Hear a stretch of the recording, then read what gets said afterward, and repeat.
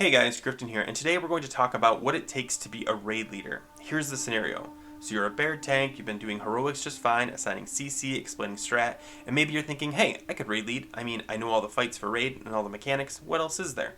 Well, first, I want to commend you for wanting to raid lead. It's an often underappreciated role, and as tanks are already the hardest role, debate me, adding raid leading onto it can be a bit overwhelming. So today, I'm going to be talking about the 5 biggest responsibilities of a raid leader so that if you do decide to venture down this path, you're more prepared. Number 1, raid composition. In a 5-man, the composition is pretty straightforward. 1 tank, 1 healer, 3 DPS, preferably a CC or 2, and you're good to go. But when you start adding multiple groups, that's where the chaos starts. A lot of classes have party-wide abilities that can drastically increase the performance of other classes. We as druids are a prime example. Feral boosts the physical damage dealers, boomkins boost the casters, Lesser druids improve heals taken, and shamans are even more complex with their totems, heroism, and if you're alliance, heroic presence. And because raid comps tend to change from week to week, every week you have to put thought into the best comp, not just based on class, but also performance. In order to do this, you need to know every class well, and that takes a bit of time. So keep that in mind as you journey down this road. Number 2, strategy. As the raid leader, not only do you have to know the mechanics of every mob, it's also your responsibility to determine the best strategy to beat those mobs. Sometimes your composition will force you to employ a different strategy than you normally use, and that's on you to be able to flex to solve those problems. When you have a boss or raid on farm, this is usually a matter of quickly asking someone to do something new or explaining that instead of X, do Y, and everyone else just does the usual. But when you're on progression and you're still trying to get everyone to properly execute, a constant change of tactic can throw people off, and it's going to fall on you to keep that strategy clear and consistent.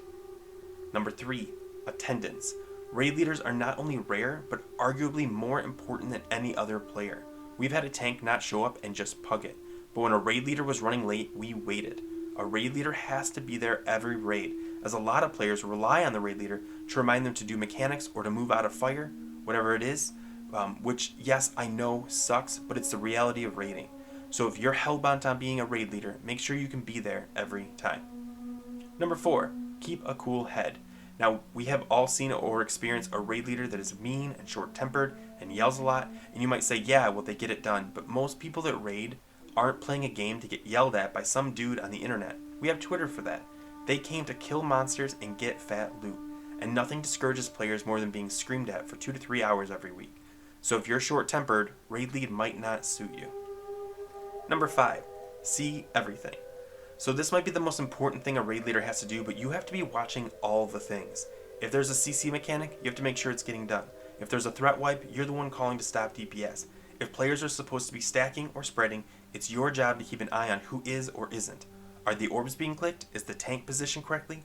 Yes, absolutely there is a level of personal responsibility for raiders, and as you look at the higher level guilds, you see what makes them so good. It's all the players know their roles in each fight and execute them well. But that's rarely the case that all 25 of your raid members are good, and that's the reality of it, and it's your job to corral those random sheep back to where they belong and do it all while still doing your own job. Now, if you think you can handle that, there's plenty of work to be done, so get on it, and if you don't think this is for you, well then, next time you join a raid, just thank your raid leader for the work they're putting in so that you don't have to. If I missed any big tasks put on the raid leader, please let me know in the comments, as I'm sure a top 5 list doesn't cover them all. If this video helped you or at least made you appreciate your raid leader, please subscribe as it does help me immensely. Thanks and take care.